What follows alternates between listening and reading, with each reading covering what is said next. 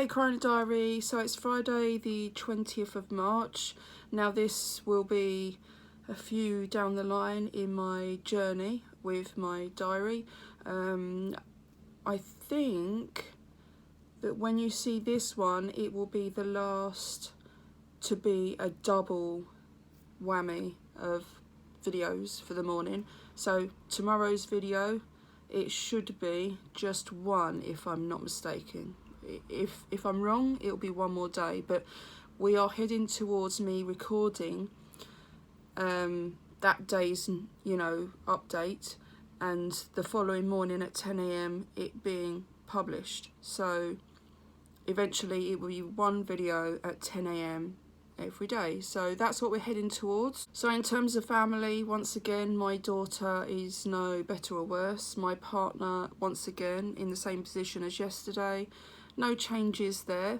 I've woken up with a bit of a runny nose, but it's considerably colder where I am, and I have something called all year hay fever. I have this issue, and I've had it for years, that the seasons trigger a cold. So years ago I was put on hay fever medication, and I was meant to be taking it for the foreseeable every day, just to stop me from getting so many colds. So this is not anything out of the ordinary, it's just a slight runny nose. I haven't really got a cold, I've just got a bit of a runny nose. I've also got a lot of allergies, so yeah. Allergic to cat hair, allergic to dust. And also with me, when there's a change in temperature, so when I go from my home, which is warm, out into the cold, my nose will run. When I've been out in the cold and I come indoors to the warm, my nose runs. It's just something, I have to carry tissues all the time wherever I am. I've lived with it forever. So anyway, yeah, there's that. Mentally, I've struggled, not gonna lie. It's my son's 18th birthday tomorrow. It's drawing closer, and as close as we're getting, the more upset I'm feeling, because he's my eldest. Yep, so my eldest is 18. I can't hug him tomorrow. I thankfully managed to get him a birthday card, so that's a good thing. But I can't hug him tomorrow. I can't be in the same room. I mean, I've got to pray that it's not raining tomorrow, because the closest I can get to my family right now is them all shutting themselves in a room so I can go to the back garden, and then texting my partner to let him know I've shut the back door so that they can come out and stand in front of the back door and talk to me and wave at me and blow me kisses. Like that. Or FaceTime. We have a glass fronted window, back door, I can't think what you call it now. It's a sliding back door, and it's a huge glass panel, so ultimately we can get quite close. But the plan would be on Joshua's birthday, my son, is to either FaceTime or be in the garden and him be in the utility room, so that we can kind of be close. So it is upsetting. He has got a birthday cake, thankfully. They managed to get one. And he has got something he chose for his tea, for his dinner. Although choices were limited because the shop was battered, just as they are everywhere else in the world, I suppose. Not just this country. So yeah, that's fun. Normal shopping has been interesting, because we like to do a week's worth of shopping in one go. For 7 people, that's a lot. So when you've got things like hard and fast rules that you're only allowed 3 of something, so bread, for example, we can pick up 3 loaves of bread, and when there's 7 of you and you're getting through a loaf a day, because everyone has it as sandwiches at lunchtime and they have it for toast as breakfast, 3 loaves means that you can't even get the week's worth in 2 runs. And so for the government keeping people safe and isolated, that doesn't really work when you've got a large family. So realistically, in my mind, there's got to be something else they can do to help, because in some cases people aren't able to pick up enough with these restrictions in the shop. So hopefully there will be some positive news with that in the coming days, because that's been quite a mission. And every time my partner goes out, it's quite scary, because you don't know who he's going to be next to in a line, or and I mean that in the nicest possible way too. You know, it's quite harsh, but you don't want your loved ones to be poorly, and I definitely don't want to see any of them going into hospital. Likewise, I'm sure you don't with your families too. So it is scary when it's your own, and although I wouldn't wish it on anybody, it scares me that anyone's passing away right now. There's far too many deaths happening across this world, and with my anxiety, it's really upsetting. What I can say right now is I've been very appreciative of the couple of people that have sent me messages. It's been amazing. I won't always get back to messages because I can update everybody with these videos, so it's easier for me to put these up in the hopes that people will watch here. I do like to reply to as many people as I can though, so yeah, thank you. Also, with my videos, obviously, because there'll be 2 videos a day eventually instead of the 3 that's currently going up. If you didn't already know, I'm never up to date with responding to messages. That's not because I don't want to, it's because up till now I've not really had the time to do that. I've still got quite a busy day. I'll talk through my day and how it goes in a second. So please bear with me. I'm responding to everyone's messages as I get there, but I am always behind, and of course now I'm going to have twice the amount to answer. So we'll see how it goes. There may be a point where I have to say I'm answering most messages rather than all of them, but I would like to think that I get around to all of them. We'll see how that goes. So in terms of my day, what does that comply? How does that go right now? What does it involve? So I wake up, I eat. Let's go with the if I get dressed situation. So I'll get dressed. Once I'm dressed, I record my Corona diary, and then I'm either going out to my back garden and having the family shut themselves away to get to the garden, and then them having to shut themselves away again for me to come back up here to my room, or I'm doing a block of videos, or reading. I'm reading. I have been writing a lot of video ideas down. I've been messaging a lot of people.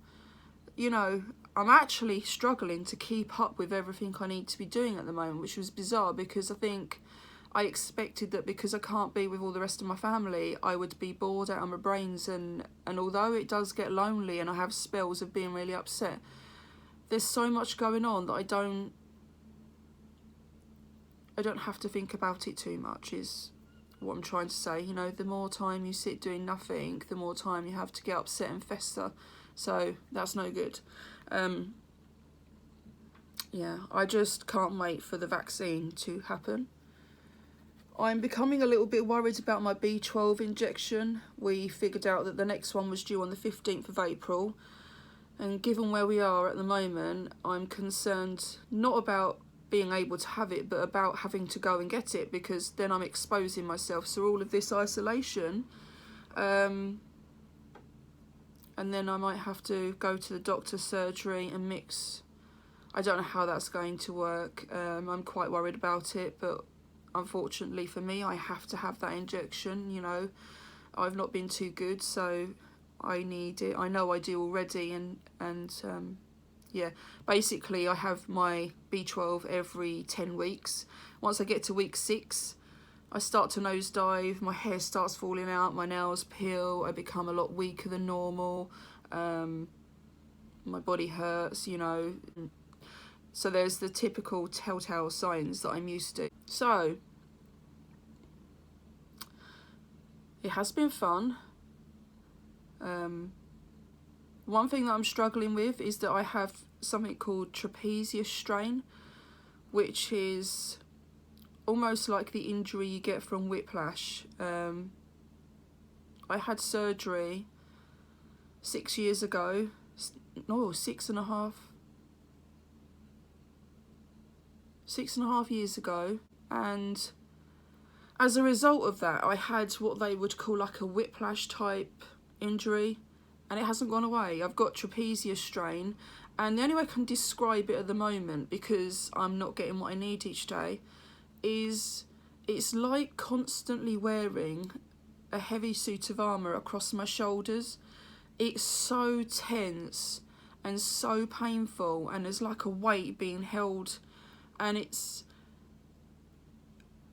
causing issues with movement. So basically my partner, every day he has to apply pressure around my neck, so sort of in here.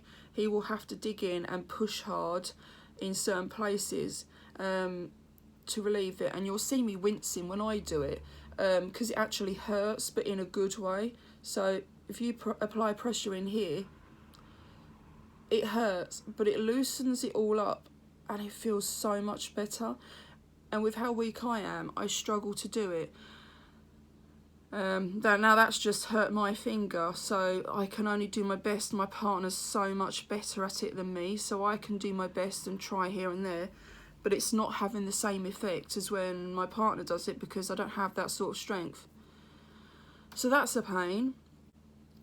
Yesterday I had my first bath alone, and that wasn't good. It was quite a frightening experience, and the only way we can think of trying to deal with it before my partner having to make that contact to help me doing it is he's buying me and ordering me a step with a big handle that I can put beside the bath to try and help me as I get out. If that isn't good enough and I have problems again, then unfortunately we have to break that isolation to have the help at the bath time. Everything else is okay. My partner's dealing with the medication still. He's putting it all together and making sure it's up to me at the right times.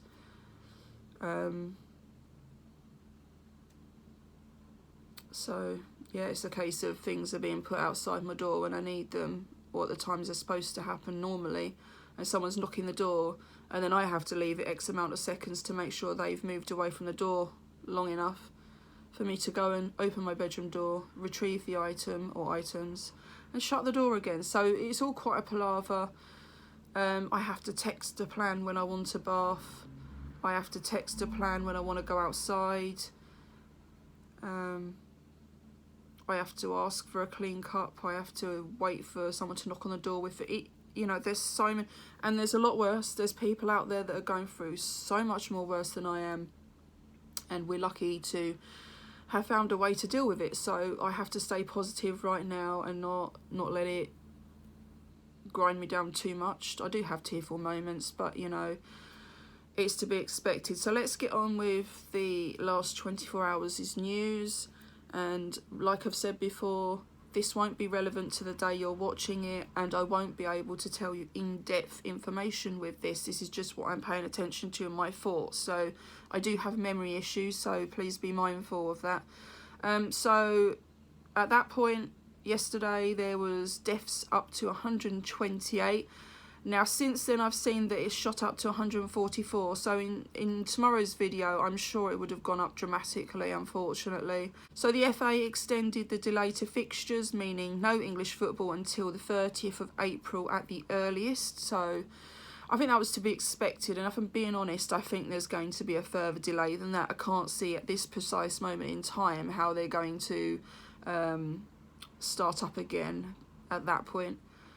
I also saw a mention somewhere that supermarkets would be expecting police support if London goes into lockdown. I'm not sure that London's going into lockdown, if I'm being honest.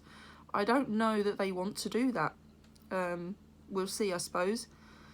Also, for the part of the country I'm in, bus pass restrictions have been lifted for the elderly and vulnerable to be able to travel any time of day for supplies locally. So because of the issues with supermarkets selling out so early on in the day, the elderly's bus passes and vulnerables, they are starting too late in the morning for you to be able to get to the supermarkets early enough to be able to find things. That's what they're getting at. So they're trying to help the elderly be able to get to the shops at a more reasonable time and be able to pick up their essentials before they run out, which I think is great, although it does worry me that the elderly are having to go into town at all, really, but I'm sure some of them have no choice. But if you know somebody that you can help that's nearby, please do. It really does make a huge difference. And also, young people have ended up in intensive care, which is something they didn't expect. They thought it was going to be elderly and vulnerable people, and not so much in young people. They've now confirmed that this is something that's happening. Young people have ended up in intensive care. And they are asking that young people are careful about their social interacting and try and avoid going out to pubs and clubs, because there is a lot of young people ending up in intensive care, unfortunately, and whilst they haven't passed away, they are recovering. This is taking up beds that the vulnerable and elderly, I suppose, could need. Now, not all young people are going to be people that have gone to bars and clubs, so I suppose there are people that are going to be upset with that statement that they've made. That's not a statement I've made. Everything I'm telling you is, you know, what I've made note of, so please don't be upset or offended by anything I'm telling you. This is what I've seen. Trouble with that one is unless they're going to physically put the whole country in lockdown and not allow anyone to leave their houses at all, I'm not sure how they can enforce it, or at least close all bars and clubs. But the trouble with that is that they need to stay open because they need to make a living, because of the fear of going under, I suppose. I'm not really sure how it works. I may be wrong. But anyway, we have actually received the first bit of positive news, and I didn't really know how to take it, but by the by, they have suggested that vaccine testing is going to be starting soon. I don't know why, but last night's press conference, I kind of felt, and I'm not sure what, but I kind of felt that there was something that we weren't being told. And I can't quite put my finger on it. It just seemed like there was quite a positive air after all these huge restrictions on previous days. And then last night there appeared to be this very positive air about things. And then when Boris Johnson made the statement that he wants to turn the tide and he was questioned what he meant by that, he kind of almost didn't appear to know the answer. And when he looked to the men stood either side of him, they didn't seem to want to answer either. And it all seemed a bit peculiar, if I'm being honest. So, yeah, that's the news. That's all of the news. I'm going to record some videos today and try and go outside the front for the first time, and be as careful as I can, not getting close to anybody while I'm walking. My diabetes sugar level went up last night, so I actually need to now. So for my health, I have to. Otherwise, I would stay indoors. So yeah, let's hope, fingers crossed, that it doesn't rain for me. And see you tomorrow with the next update, guys. Take care of yourselves. Be safe. Bye.